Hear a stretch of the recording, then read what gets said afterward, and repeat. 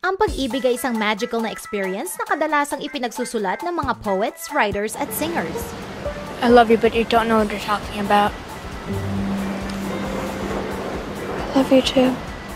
Ngayon, 8-year-old na batang babae mula sa Boston, Massachusetts ang nagsulat ng instructions kung paano mag-fall in love ang mga tao. Si Edward Scheinman, na kuya ng teacher ng dalawang bata, ay itinuwit ang listahang sinulat ng dalawang grade 2 na babae sa kanilang break time sa eskwelahan.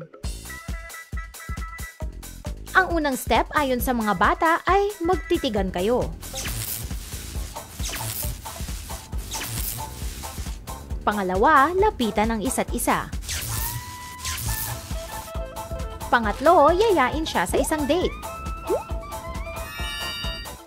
Ang nakakagulat sa listahan na ito ay mukhang alam ng mga bata ang tungkol sa sex. Nilagay nila ang pagpunta sa kama at pakikipag-sex sa step 4 at sinabi pa na kapag hahalik, kailangan mong sumipsip at dumila at magsayawan habang magkadikit ang inyong mga ilong.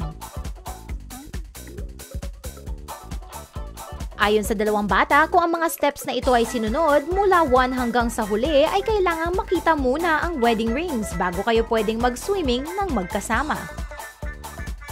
Ang misteryosong listahan na ito ay hindi nila natapos dahil ito ay nakumpiska ng kanilang teacher.